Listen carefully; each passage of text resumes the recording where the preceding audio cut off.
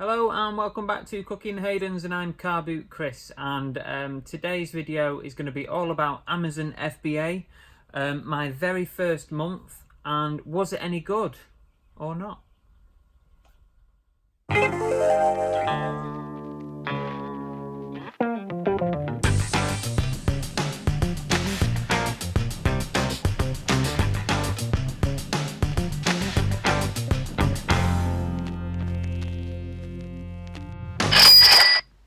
So yeah, a few weeks ago I decided to have a look at Amazon FBA as an additional income stream to eBay. As we all know, eBay has its ups and downs just like any other platform. So I thought it was important, if I was going to try and grow my little business, to have a couple of income streams. I'm sure a lot of you out there do the same or are thinking about it. So I started looking at Amazon FBA, which is fulfilled by Amazon. So basically you ship all your stuff up to their warehouse. They deal with all the customer service, they ship it out, they package it, they deal with any returns, and then you get some of the money back. Obviously that comes at a cost. They don't do it for free. So you do lose a lot of your profit. But like anything else, there's good points and bad points. Some of the reasons why I want to do this FBA is, firstly, all this stock I've got loads of stock. I've literally got thousands of items, probably thousands, that are unlisted at the moment on eBay. So it's a way to sort of generate some space, hopefully get some sales. Maybe not as much profit as I would if I was selling on eBay. But that's the price you pay, isn't it, to sort of clear out and take out some of the hassle that you get. So let's see how we did in my first month. So this is 30 days. What sales I did, what kind of stuff was I selling, and importantly, did I really make any money out of it? Because there's a lot of fees to be paid.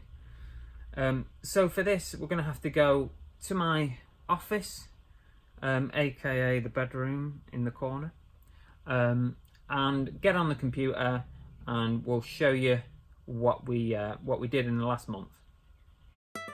So this is my Amazon seller dashboard. I'm going to change that to 30 days. Now, looking at all the sales here that I've made, this isn't complete yet because there's a couple of items not been shipped that I need to add on to that.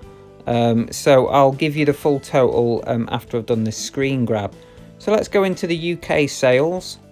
Let's just click through here, and here are the items that I have sold in the UK, and on the right hand side is the selling price.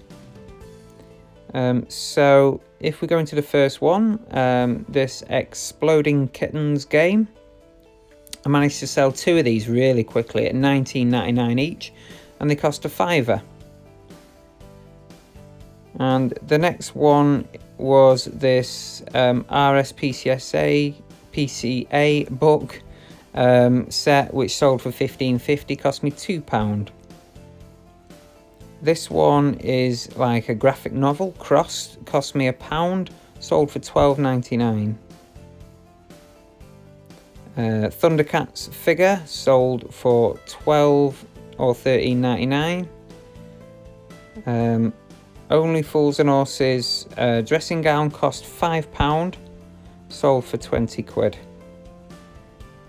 And next up was this alien figure. I can't remember the purchase price, but it was £15 sale. These sold for £29.99 and cost me £3. This figure cost me £3 and sold for £13.99. Book set here, this was a good sale, £24 something, I think. I can't quite read it, only cost me £2.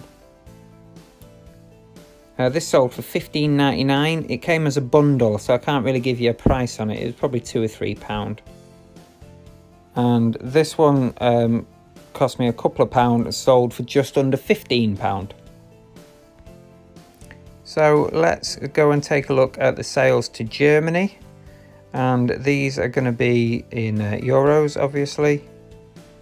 So 3 sales over to Germany. Some good markups though, some good prices. The first item was this figurine. Cost me a couple of pound, sold for 23 euros, is it? This was a good one, cost me £2, sold for 61 euros. Cracker, that one. And the final one, I can't quite see the amount on that, but I think it was 14 euros, and it did cost me about £5.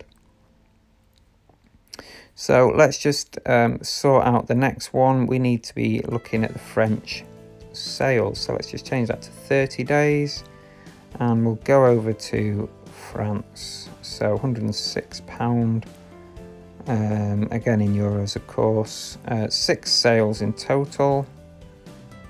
The first item, I'm finding it hard to read that. I think it's 14 euros. Was this graphic novel? I think this cost me £1, so that's not a bad one. The next one was just under 13 euros.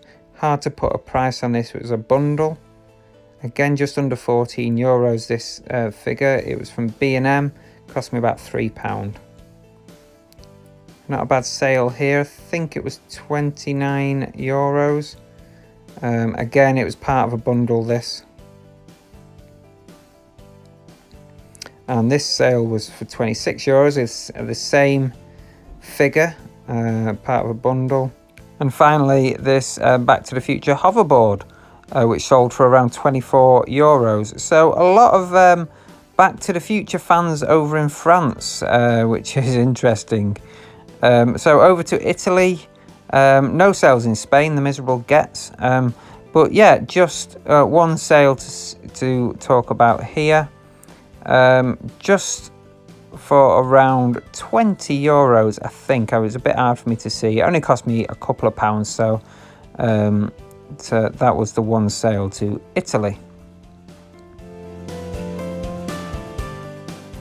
So hopefully you found that a little bit interesting, especially if you're thinking about doing Amazon yourself, especially the FBA side of it. In total, we did £484.20 in the last 30 days. That's pretty good.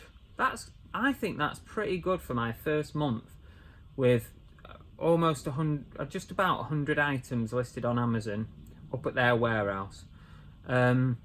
Those items were available to purchase in the UK, Germany, Italy, France and Spain. Now bear in mind, when they sell to one of the European countries, you're almost doubling your fees. I realised this fairly soon after a couple of items sold, and I adjusted my prices for those European sales. So you can adjust, I think I've got 30% extra on those sales to try and cover the fees. So £484.20 in sales. Now, I find it really hard to try and work out exactly what you paid on all your fees on Amazon. Yes, you've got your statements and you've got all your emails and stuff of your sales, but it's quite difficult to work out. But I reckon roughly I made around £198 out of that 484. So just under half. So what's that, about 40% came back to me. I think that's around about right. £484 down to 198. Now, the fees that have come out, there's my monthly fee for selling on Amazon, so that's around about £25 a month. There's your selling fees, your FBA fees, your shipping costs to send all your goods to the warehouse. Now, it is slightly cheaper when you use Amazon's recommended suppliers, which most of the time it's UPS. It's not a bad price at all. It's like £5.10 for like a 20 kilogram box, which is massive. So you can get a lot of items in there for that. But it soon adds up. You know, I've sent 5, 6, 7 boxes up. and it's like £5 a go, so that's 35 quid in itself there. And then you've got the FBA Europe fees, which is almost, I think it's almost double again of your normal FBA fees. So there's a lot of fees coming out of there. And I guess what you've got to ask yourself is it worth it to you to lose the hassle? It's great because you not get any trouble at all. You send it there, you almost forget about it. You do have to keep logging on, checking what your prices are, trying to adjust your prices depending on what your competition is. Yeah, and you keep an eye on your account and stuff. But on the whole, there's no packaging to do, there's no customer service, there's no returns to sort out. So is it worth it? Some people, it'll be worth it, like myself. I think at the moment it's worth it for me. But to some others, they'll say, well, you're losing a lot of profit. That's fine. I get it. I totally get it. I'm part-time. So for me, to have some of the hassle gone, but still have some profit coming back in on those items, it's probably worth it at the moment. But it's a decision for you to think about whether you want to fulfill the items yourself, and then it works much similar to eBay, or send them up there and forget about them. But you pay for that service, and you pay good money for it as well. One of the things certainly that worries me with Amazon FBA, and certainly with my setup, is am I going to be able to find enough products to keep sending up there? Because I think it's one of those platforms, much like eBay, it's probably important to keep sending stuff up. Not because it gives you more traction, like on eBay when you list and list and list, you get more views and whatnot, and it bumps you higher up the ranking. Not necessarily for that, but just so that it's worthwhile paying all your fees, basically. So I think you've got to keep sending stuff up there, because if I stick on 100, as the better stuff sells, I'm going to be left with the longer selling stuff. And then you start incurring your storage fees. I think it's after 6 months, there's some fees. So that's what you've got to think about. You've got to be really willing to let this stuff go, even if you've got to reduce your prices, or you then got to pay for them to come back. So that's my only worry, is can I find enough stock to keep sending stuff up there? So that's my assessment of my first month on Amazon FBA. Hopefully you found it interesting. Please subscribe and hit the bell, as we always say, so that you get notified when one of these videos comes out.